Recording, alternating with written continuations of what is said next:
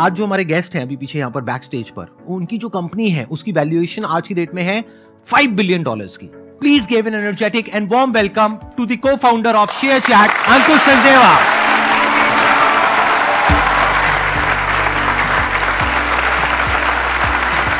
Sir, how are you doing? All good. Please have a seat, बैठिए जी। I am very excited. Sandeep sir आपको देखा, बहुत बार देखा है। इनफैक्ट जब बीच में घर जाता था कानपुर से, मैं कानपुर में मेरा कॉलेज था, कई बार मेरी मॉम रात को सुनती थी कुछ। मैंने कहा ये क्या सुनते हो आप? तब उन्होंने बताया कि वो आपको सुनती थी रात को अच्छे थॉट्स लाने के लिए। तो आई एम वेरी एक्साइटेड आपके साथ मैं आज बैठा हूँ, और आई एम श्योर मतलब मैं जितना भी ट्राई करूँगा हेल्प करने का, ऑडियंस को मोटिवेट करने का, अपनी जर्नी शेयर करने का। आप थोड़ा सा बताएंगे अपनी जर्नी के बारे में कि सबसे पहले तो इसकी शुरुआत कैसे हुई, मतलब एग्जैक्टली क्या हुआ, कैसे हुआ? तो हमने 14 डिफरेंट प्रोडक्ट ट्राई किए थे शेयरचैट के आने से पहले कॉलेज में। मैं और मेरे को फाउंडर्स, हम लोग 3 लोग थे। आप कौन से कॉलेज से पास आउट हैं? IIT कानपुर। IIT कानपुर से।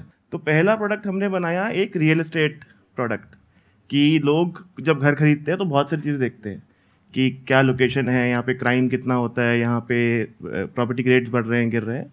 तो वो हमने बनाया, कहीं गया नहीं प्रोडक्ट। फिर हमने कुछ और बनाया। ऐसे करते करते हम फाइनली पहुँचे शेयरचैट पे। और वो भी इंटरेस्टिंग था कि हम लोग, ये तब तक मेरा 4th ईयर हो गया था ऑलमोस्ट प्लेसमेंट के टाइम। हम बना रहे थे एक ऐप ओपिनियो, इसके पहले वो था डिबेटिंग ऐप, कि सचिन वर्सेस विराट का एक डिबेट चल रहा है, आप आइए अपना कमेंट डालें और जिसके कमेंट्स में ज़्यादा एंगेजमेंट आएगा वो साइड जीत गई। मतलब सिंपल सी ऐप थी। और उस पर मतलब ट्रैफिक आ नहीं रहा था। तो मैं था 4th ईयर में, कॉलेज में बैठा हुआ था अपने हॉस्टल रूम में। मैं वो लिंक जाके फेसबुक ग्रुप में डाल रहा था जगह जगह, कि कुछ तो लोग कि सचिन के फैन क्लब में जाते हैं, बोलते हैं कि आपके फेवरेट क्रिकेटर का डिबेट चल रहा है तो आके पार्टिसिपेट करें, तो लोग आएंगे। तो एक सचिन फैन क्लब में मुझे एक पोस्ट दिखा जिसमें था व्हाट्सएप का लोगो, और एक बंदे ने लिखा हुआ था कि मैं बना रहा हूँ सचिन का व्हाट्सएप ग्रुप, अपना फ़ोन नंबर डालें। इस पोस्ट के नीचे 50,000 लोगों ने अपना फ़ोन नंबर डाला हुआ है, रियल नेम, रियल फोटो। और मुझे लग रहा है यार ये कैसे हो रहा है कि 50,000 लोग अपना रियल फ़ोन नंबर डाल रहे हैं। तो मैंने कहा यार करके देखते हैं। 1000 लोग को मैंने फ़ोन नंबर निकाला, अपने व्हाट्सएप में डाल दिया, और 10 ग्रुप बना दिए व्हाट्सएप के, और उनका नाम रख दिया Sachin video, Sachin photo, Sachin meme, जैसे करके, कि सचिन का इनको चाहिए था व्हाट्सएप ग्रुप, तो बना के देखते हैं। 1 घंटे बाद मैं वापस आता हूँ, अपना दरवाज़ा खोलता हूँ हॉस्टल रूम का, मेरा फ़ोन टेबल पे पड़ा है और वाइब्रेट हो रहा है, कॉन्स्टेंटली वाइब्रेट हो रहा है। मैंने उठाया, हर ग्रुप में 100, 200 मैसेज पड़े, और ये 100 स्ट्रेंजर्स हैं, 100 लोग जो आपस में जानते नहीं एक दूसरे को। मैंने उनको उठा के ग्रुप में डाल दिया। कोई कंप्लेंट नहीं कर रहा, सब लोग बहुत खुश हैं कि हमें कंटेंट मिल रहा है, और सब लोग हिंदी में बात कर रहे हैं, तमिल में बात कर रहे हैं, तेलुगु में बात कर रहे हैं। तो ये ऑब्जर्वेशन से हमने कहा हमें क्या बनाएंगे शेयरचैट, जिसमें आपको सारा वायरल ट्रेंडिंग कंटेंट आपकी भाषा में एक ऐप में मिलेगा। तो वहाँ से शुरू हुआ था शेयरचैट। ये 2014 की बात है, हमने देखा। और इनफैक्ट ये जो ऑब्जर्वेशन था फेसबुक ग्रुप वाला, ये मेरे प्लेसमेंट के 2 दिन पहले था। मैंने घर पे कॉल किया, मम्मी मैं नहीं बैठ रहा प्लेसमेंट में, मेरे को एक आइडिया आया, मैं वो करना चाहता हूँ। तो वही घर वालों ने बोला कि यार बेटा IIT गया है, इतनी मेहनत करी है, तो अब आखिरी मोमेंट पे क्यों ऐसे कर रहा है। बट मैंने कुछ कुछ करके कन्विंस किया। मैंने कहा 2 साल दे दो मेरे को, 2 साल में अगर नहीं हुआ तो मतलब कर लेंगे, मतलब जॉब्स कहाँ जा रही है, डिग्री तो है ही। फिर मैंने वो किया। फिर मैं ट्रेन लिया। मेरे को फाउंडर्स मुंबई में थे, वो एक्सेल सीनियर तो ग्रेजुएटेड थे वो। तो मैं मुंबई गया, मैंने सेम चीज़ दिखाई उनको कि देखो क्या चल रहा है वो फेसबुक पे। फिर वहाँ से शुरू हुआ शेयरचैट। बट अब अगर देखा जाए आज की डेट में, तो बाकी भी ऐप्स यूज होती हैं। तो how is your product different from all those products? मतलब डिफरेंस क्या है उसमें? जब आप कोई ऐप ज्वाइन करते हो, मतलब फेसबुक, ट्विटर टाइप, लार्जली इन ऐप्स में आपको या तो फ्रेंड बनाना होता है या फॉलो करना होता है, और फिर आपकी फीड बनती है। हमने पहले 2 साल सेम चीज़ ट्राई करी कि यार हम लोग पब्लिक प्रोफाइल्स, मतलब हम लोग फ्रेंड नेटवर्क तो है नहीं, हम लोग पब्लिक प्रोफाइल्स लेके आएंगे, फॉलो वर्दी प्रोफाइल्स। लोग आएंगे, उनको फॉलो करेंगे, उनकी फीड बनेगी और वो यूज़ करेंगे। ये हमने 2 साल ट्राई किया। इससे मतलब हम जो रिटेंशन मेजर करते हैं कि कितने लोग आए और रुके ऐप में, वो बिल्कुल नहीं बढ़ा। बट हमारी एक छोटी सी टीम थी जिसने ये कहा कि हम फॉलो नहीं कराएंगे, हम सीधा देखेंगे आपका क्या लाइक हो रहा है, क्या शेयर हो रहा है, क्या फेवरेट हो रहा है, उससे हम एक एल्गोरिथम बनाएंगे जिससे आपको हम बेटर फीड देंगे बेस्ड अपॉन योर इंटरेस्ट। तो हमने पूरा ये कॉन्सेप्ट कि ग्राफ होना चाहिए, आपको फॉलो करना चाहिए, हटा दिया। डे वन पे आप आए हो, आपको फीड मिली, आपने लाइक करा, आपको वैसा कंटेंट और मिल रहा है। तो हमारा सबसे बड़ा डिफरेंशिएटर ये था कि जब बाकी वेस्टर्न सोशल नेटवर्क्स आपसे ये सब स्टेप कराती थी, और आप इमेजिन करें इतने सारे लोग इंटरनेट में नए हैं, किसी को फॉलो करना अब एक बहुत कॉमन कॉन्सेप्ट हो गया। बट जब कोई इंसान पहली बार इंटरनेट पे आता है, अरे आप यूज करते हैं, फॉलो का मतलब क्या, पीछा करो।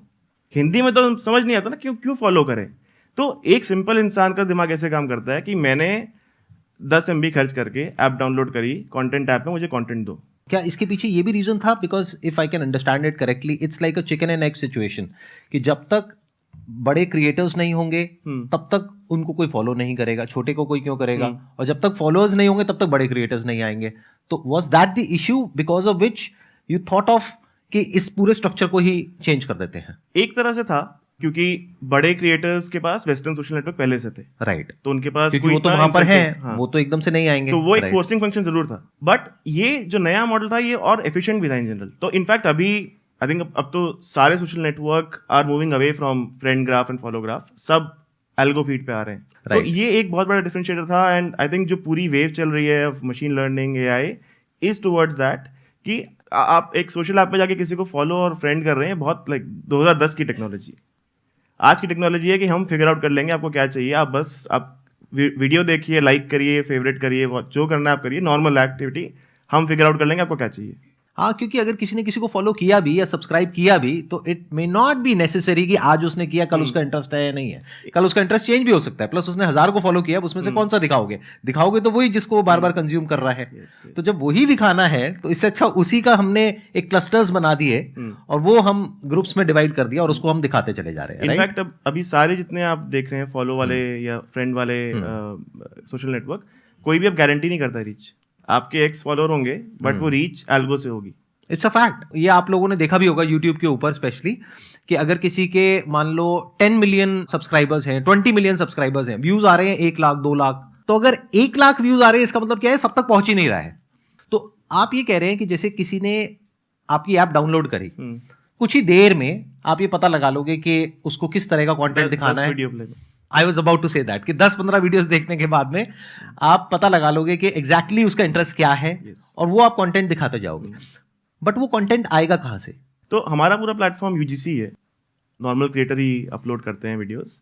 और इनफैक्ट मतलब आई थिंक अब तो हम मतलब we are also working on कि कैसे क्रिएटर्स को मोनेटाइज कराएं। इनफैक्ट जो नीश क्रिएटर्स है ना, जैसे कोई तमिल आयुर्वेदिक कंटेंट बना रहा है, बहुत ही छोटी ऑडियंस है उसकी, कंपेयर टू कोई डांस या ह्यूमर वीडियो बना रहा है, तो वहाँ पे एल्गोरिथम और ज़्यादा इंपॉर्टेंट हो जाता है। कैसे आप फिगर आउट करो जब कोई एक वीडियो आए कि क्या इसकी राइट ऑडियंस है। तो हमारा business at the core is what, हम लोग एक एल्गोरिथम है, हर कंटेंट को उसकी डिजर्विंग ऑडियंस दिलाना हमारा काम है, चाहे वो शेयर चैट हो या मौज हो।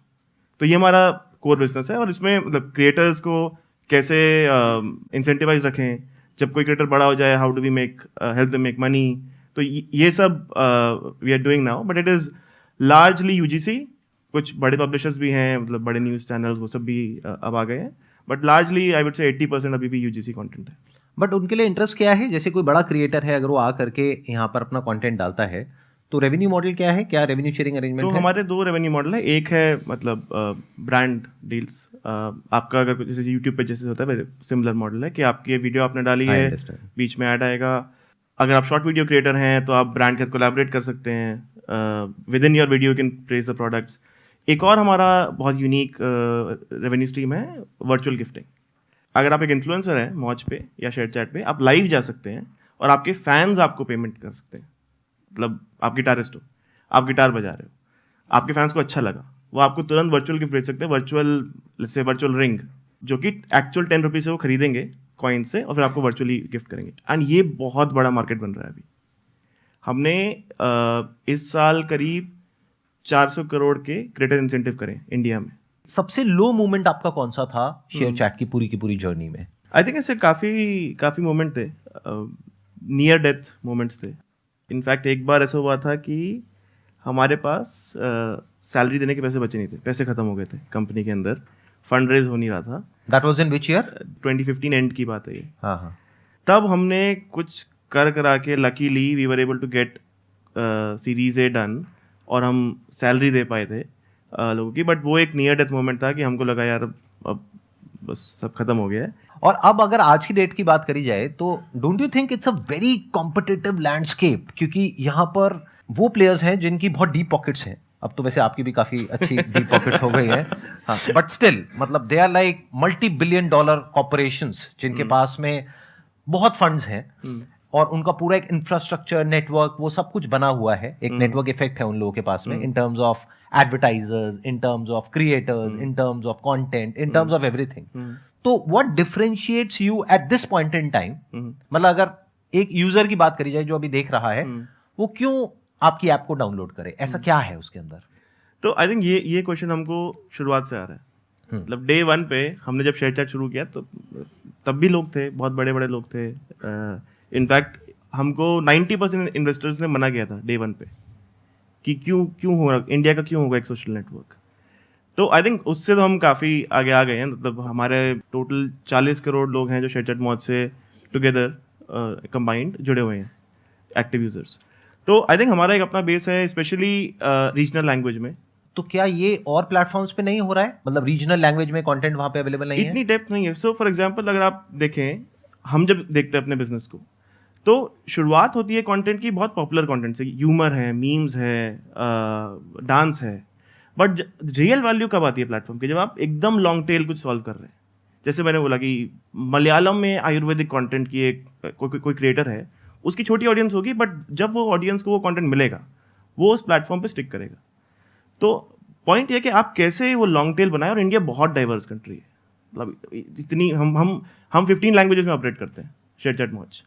बहुत डाइवर्सिटी है लैंग्वेज में भी, टीयर्स में भी। मतलब कोई दिल्ली से है तो कोई इलाहाबाद से है, उनमें उनके कंटेंट प्रेफरेंस बहुत डिफरेंट होंगे। तो आई थिंक हमारा अपना एक ऑडियंस है जो हमने कैप्चर किया है।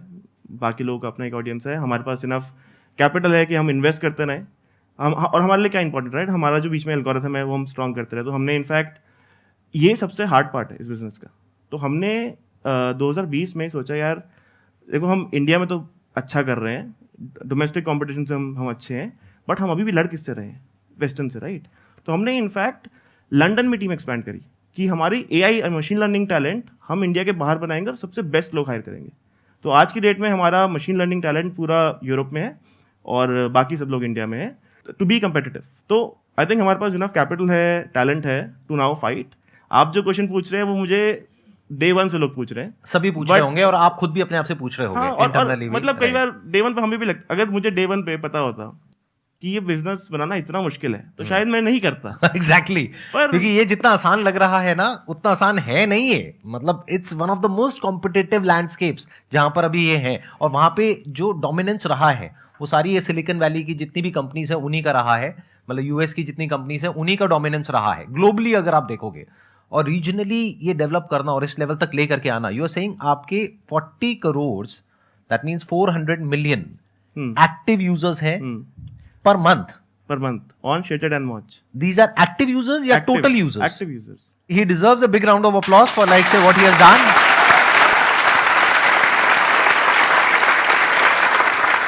तो अब Q&A के लिए ओपन करते हैं इसको, प्लेटफॉर्म को। मेरा क्वेश्चन सर आपसे ये है कि सेल्फ डाउट को लेके है कि जब हम बहुत छोटे लेवल पे होते हैं और जस्ट स्टार्ट किया, कोई ऐसा बड़ा अचीवमेंट नहीं है to look up to, and बाहर वाले लोग तो बोलते ही हैं, प्लस अपने फ्रेंड्स को जब आप देख रहे हो कि वो आपसे आगे बढ़ रहे हैं, एंड आप कुछ आपके अंदर आपको खुद डाउट होने लगता है कि आप सच में कर सकते हो या नहीं।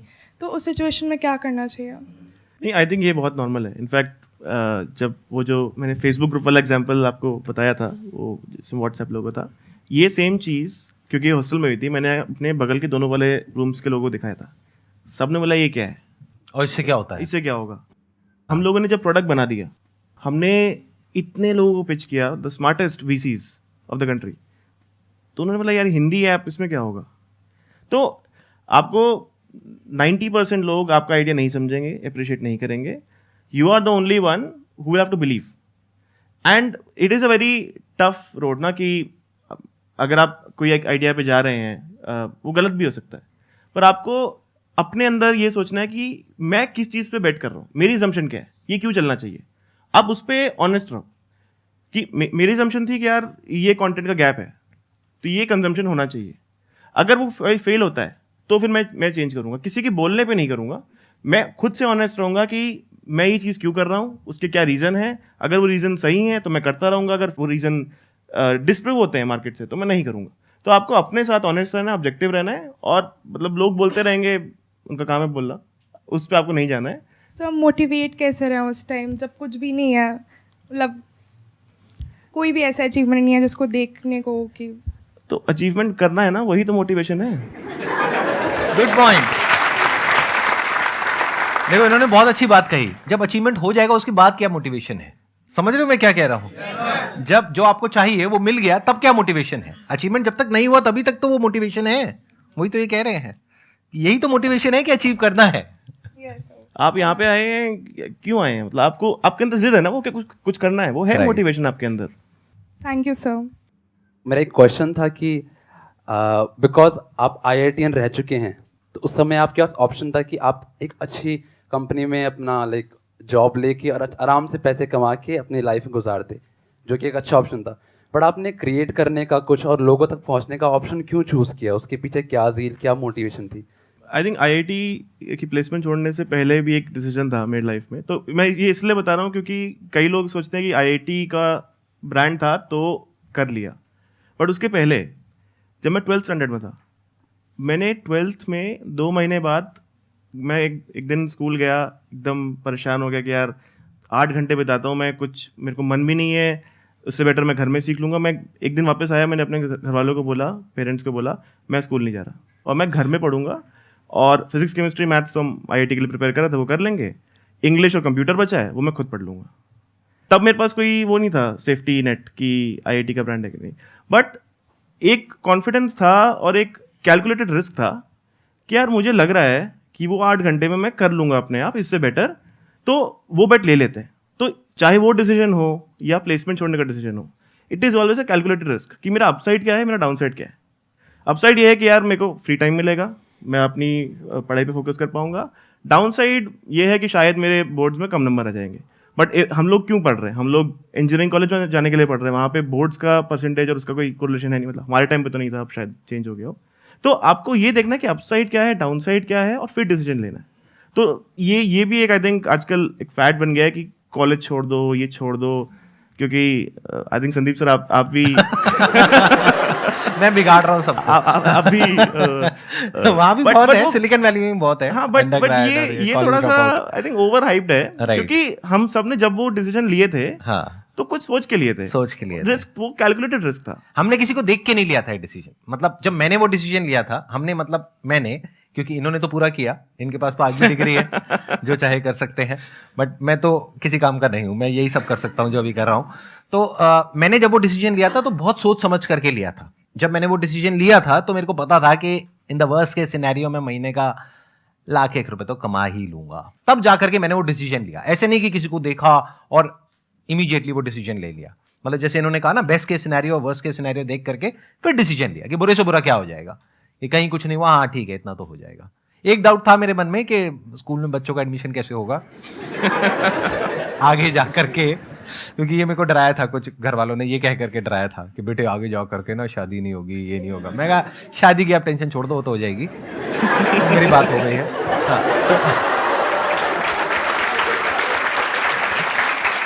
मैंने कहा ये एडमिशन वाला थोड़ा सा डाउट है मेरे को, क्योंकि मैंने सुना था उस टाइम पे, मेरे घर वालों ने बोला कि जब वहाँ पे जाते हैं ना किसी अच्छे स्कूल में एडमिशन के लिए, तो वो पेरेंट्स की भी जो वो होता है डिग्रीज वगैरह उसको चेक करते हैं, उनका भी इंटरव्यू होता है, ये होता है वो होता है। बट अब अच्छी बात ये है कि जहाँ पे मेरे बच्चे पढ़ रहे हैं वहाँ पे मैं कई बार एज अ चीफ गेस्ट जा चुका हूँ, तो डजंट मैटर।